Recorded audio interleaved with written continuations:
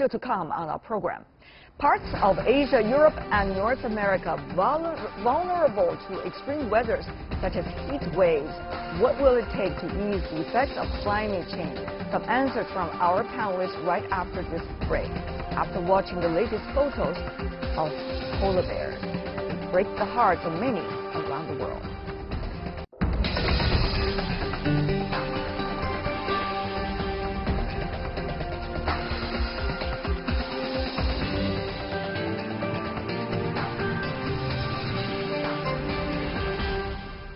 Welcome back. You're still watching World Insight. I'm Tian Wei. The program is coming to you Monday to Friday on CGTN Live.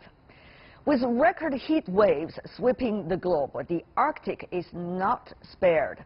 Extreme temperatures are also threatening the Arctic's top predator, the polar bear. It's reported the temperature in the northern regions reached 32 degrees, which is melting vast Arctic glaciers. Polar bears are going hungry, as we have seen in recent videos and photos. According to NASA, in the past 4 decades, the Arctic sea ice area has decreased by nearly half in summer. In Nordic countries not far from the Arctic, the temperatures broke records this summer. Drought and all-time high temperatures in Sweden have triggered several forest fires.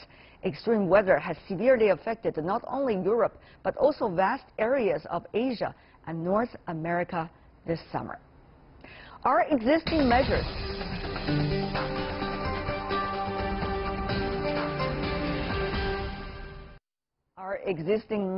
to ease the effects of climate change running out of steam. Let's turn to our panelists. We have in the UK Isabel Hilton, who's the CEO and editor of ChinaDialogue.net.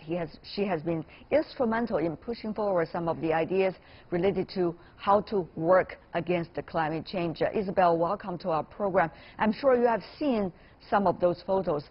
Polar bears go hungry in the Arctic area. I just wonder, from the environmentalist like you, what is the immediate reaction you have?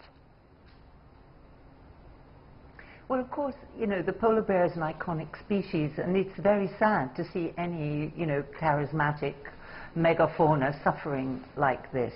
But the polar bear is a symptom, and it's a symptom of a change in our global weather systems, which is affecting all sorts of species that you can't see, some of which are really far more important. This may be an unpopular thing to say, but they're more important in terms of food security, in terms of stopping ecosystem collapse. They're often the very small creatures at the very bottom of the food chain, and they're being massively affected by climate change. We don't see them. Even if we saw them, we wouldn't feel the same surge of emotion that we see when we see a polar bear, but they are almost more important. The polar bear could disappear, and the system wouldn't be particularly affected. But if these integral parts of ecosystems disappear, then we are all in deep, deep trouble.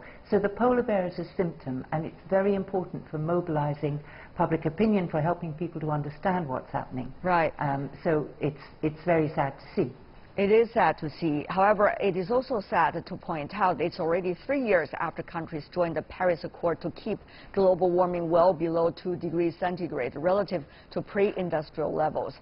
Greenhouse gas emissions, though, are up again, while global carbon emissions plateaued from 2014 to 2016.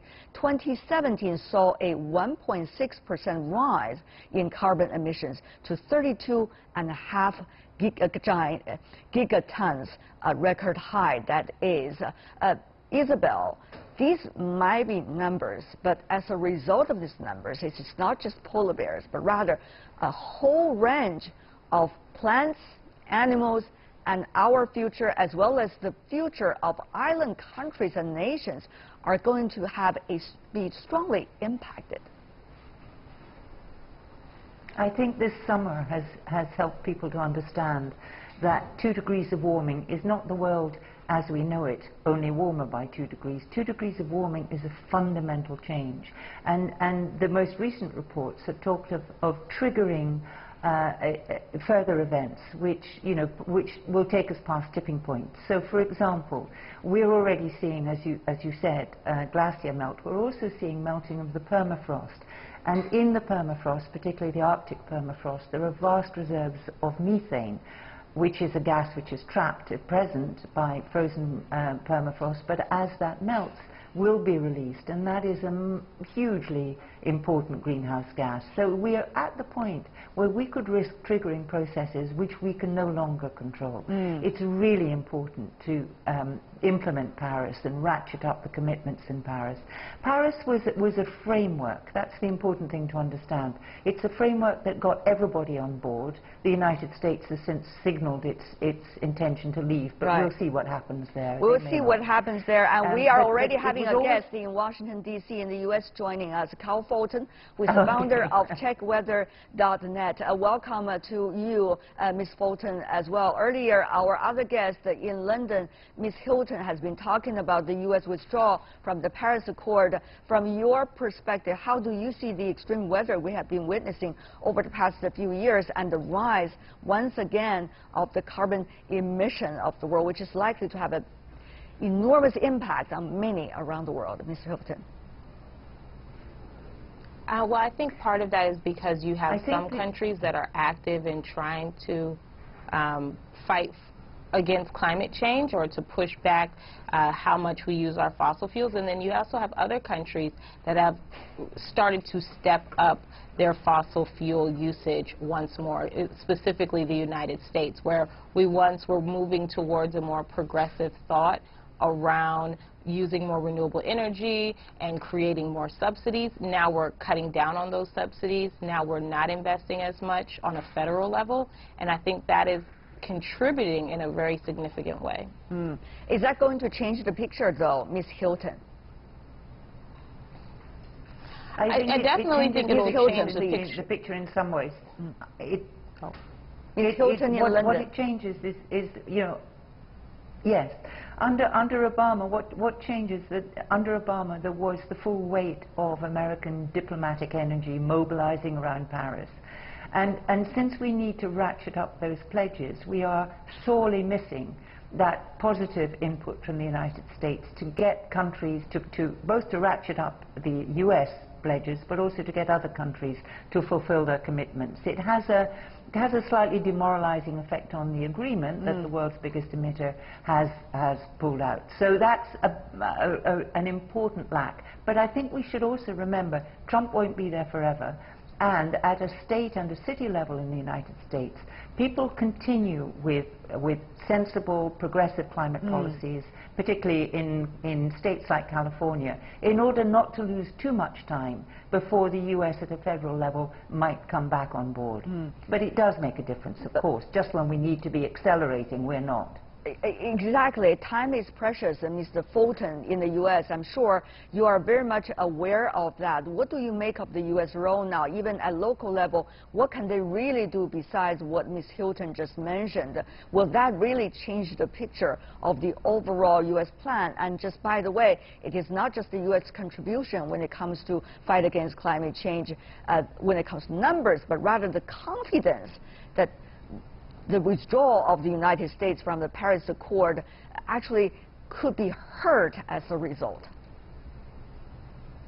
Well, I think that our lack of inaction, whoever takes action, whatever country leads the world towards a new renewable and just energy economy, will be the country that leads the world for the future. And right now we're not showing that leadership on a federal level. On a local level, yes, that is possible, but the thing about the United States is so many regions are so different. So you might see a lot of progressive action happening in California, but you might not see that same progress happening in somewhere like Texas or Arkansas. So we have to figure out a way to get the whole country together to move on that. And the reality of it is, unfortunately, for countries that are still developing, they're looking at the United States and saying, hey, if you all aren't doing your part, why should we? And we have to change that ideology. Of course, Ms. Hilton, on the one hand, we should change that ideology, but on the other hand, you see developed countries polluted the earth. Well, now for example, the United States, after doing it, saying, well, you guys deal with it. Obviously, it's an attitude like that. It's not setting a good example, being the largest economy and the most powerful country in the world. But having said that, with that putting aside, will the other countries be able to work together with, let's just say, the local levels of the United States, some of the states in that country? Is it possible? Is there a leadership thing? Is there a lack of inspiration thing? Is there a lack of a plan thing? What exactly is going on? If you think about those polar bears and the lives of many humans as a result, are we doing enough? I think what we need to... Go ahead, sir. Well, no, we're not doing enough. At the moment, the pledges, the pledges under Paris, even if they were fulfilled, would take us to 3.8 degrees. And at that point, we are really in catastrophic change. So as you say, time is short. The frustrating thing is that we have the technology and the know-how to do this. What we are lacking is the political will, and what we're lacking really is the mindset that Ms. Fulton had mentioned, that, you know, the country that really implements this, that shows leadership in this, is going to show leadership for the rest of the century. The problem with President Trump's approach is that he's trying to save a 19th century set of technologies, and, you know, the future is not there. So once I think even emerging countries understand that they don't have to go through the heavy fossil fuel stage in order to develop. They don't have to start with coal and then graduate off it. It's like nowadays you wouldn't install fixed line telephones in an emerging economy. You would go straight to mobile. Yeah. You can go straight, thanks to China's capacity to produce at scale, you can go straight on a pretty much a cost-par basis to renewables. And we have to see that as a massive opportunity for a world which is not only not suffering climate change, but is cleaner and better in almost every respect. Well, that's and I think that if we can get the excitement around that, then we can change the conversation. Well, Ms. Fulton, of course, that is a great leap forward in the positive way. But the question is, will there be enough steam when it comes to the economic sense of the whole plan? I mean, on the other hand, one could also fairly ask, is the United States being lagged behind another revolution, in a way, technological revolution, because a lot of efforts being made in order to upgrade how we deal with the environment, how we deal with climate change, and therefore a whole market being created around the world. So what about the U.S. relationship with that market, with that branch of technology, with that branch of people using technology, and that way of thinking, Ms. Fulton? I think we have to get back to having a competitive force that's working and finding new solutions, that's really in the R&D phase about how we're developing these solutions. If we went back to the idea of the space race, and you had all of these countries competing to see who would make it to the moon first, who would be able to go to space first, I think that's the way that we need to be thinking about the clean energy economy. How are we going to develop this technology, make it stronger, make it faster, make it more efficient? And we have to do it in a real way. There needs to be real investment, and you do see that in the private sector. You do see some American and also foreign inventors and innovators that are looking at new and more efficient ways of looking at that energy. But without the federal funding that's, you know, helps with those tax breaks, it kind of slows that process down significantly. Ms. Hilton, let's just be frank here. 2 years ago, when the U.S. did not withdraw from the Paris Accord, it seems that there's a lot of talk of clean energy technologies and how it's going to be applied to our future. However, you see the debate now, it is more about 5Gs, more about artificial intelligence, and also some of the other issues rather than clean energy anymore. So how do you see this evolution of debate and attention span, and what does it mean for our overall global fight against climate change, Ms. Hilton? Well, I think the attention span is a real problem, and climate change has always suffered from that, you know, because the consequences of climate change come long after the causes, and that's always very difficult in politics, even in China, where politicians tend to think of the next 5 years and not really beyond that. So it takes a certain amount of political courage to maintain the focus on the future the way that climate change requires. And there's always a new crisis. There's always a short-term crisis. Mm-hmm. But if politicians truly understand the consequences of climate change and events such as the extreme weather that we've all experienced this year are just a very small foretaste. We're at 1 degree, little over 1 degree of warming now. So imagine if we double that, how much more severe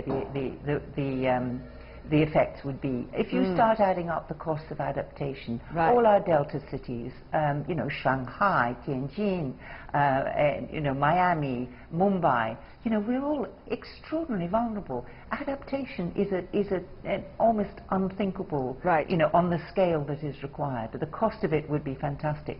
So we really have to understand that we are investing in order to stop ourselves being bankrupt in the future.